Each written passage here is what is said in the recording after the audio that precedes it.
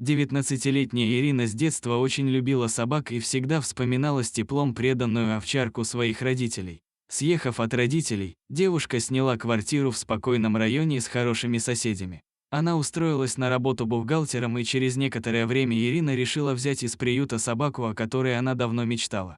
Обойдя несколько приютов для животных, девушка наконец нашла, как ей казалось, идеальный вариант подрастающего щенка-овчарки. Щенок смотрел на нее умными и немного грустными глазами, будто умоляя забрать его к себе домой. Оставив все сомнения прочь, довольная Ирина забрала с собой питомца по кличке Бронк. Пес быстро освоился в небольшой квартире новой хозяйки и чувствовал себя здесь как дома. Ирина также сильно привязалась к доброй и игривой собаке. И все же девушка очень сильно удивилась, когда однажды утром обнаружила Бронка со спящим рядом с ней в кровати. Конечно, девушка согнала питомца со своего спального места.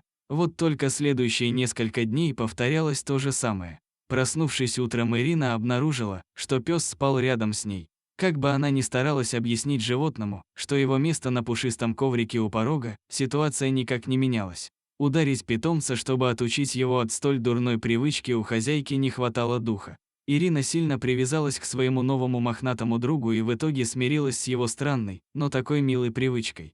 Все шло хорошо, а новые хлопоты, которые появились у девушки по уходу за лохматым питомцем, были ей только в радость. Вот только через пару недель Ирина начала замечать, что она стала пробуждаться совершенно обессиленной и никак не могла встать с кровати, хотя всю свою жизнь девушка легко вставала даже без будильника. Сначала Ирина не обращала на это никакого внимания, решив, что дело в монотонной рутинной работе. Но с течением времени самочувствие девушки становилось все хуже. Противная слабость стала ее постоянным спутником, поэтому Ирина решила выделить время и сходить к врачу. Доктор, осмотрев девушку, назначил ей несколько анализов. Вот только медицинские исследования ничего особенного не выявили, что позволяло бы поставить определенный диагноз. Расстроенная Ирина рассказала врачу о своем питомце, который с недавнего времени взял привычку спать с ней в одной кровати. Тогда доктор, недолго думая, пришел к выводу, что у девушки аллергия на собачью шерсть, и назначил ей несколько препаратов для подавления аллергических реакций, а также посоветовал свести до минимума контакты с животным. Вернувшись домой, обеспокоенная Ирина последовала совету специалиста. Она начала пить таблетки и постаралась настойчиво объяснить псу, что его место на коврике у двери. Через пару дней девушка почувствовала небольшое облегчение, а собака послушно спала в коридоре. Ирина подумала, что врач оказался прав. Осталось лишь довести курс препарата до конца, и можно вновь радоваться жизни.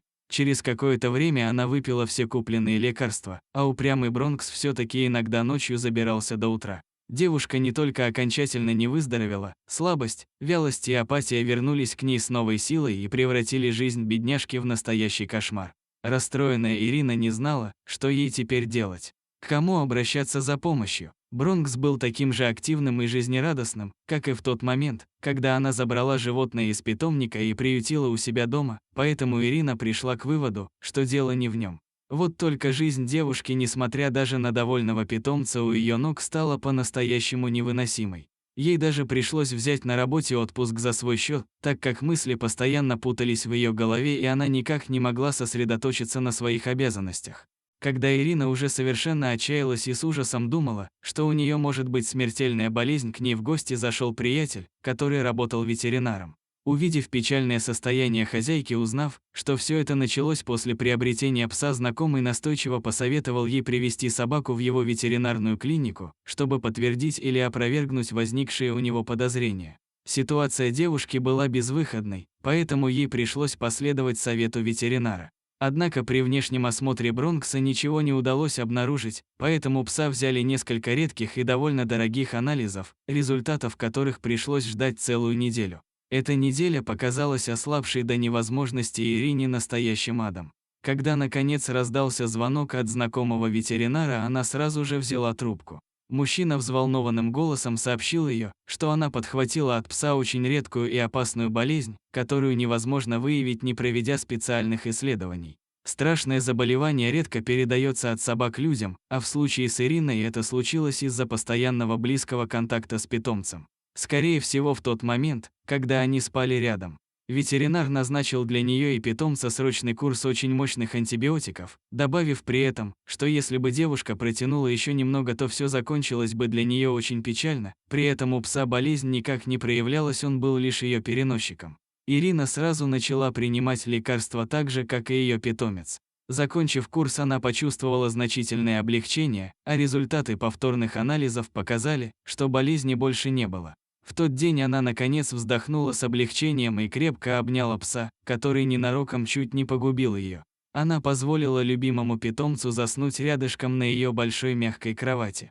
Дорогие друзья, если вам понравилось видео, поставьте лайк, а также подписывайтесь на канал, где найдете еще много интересного.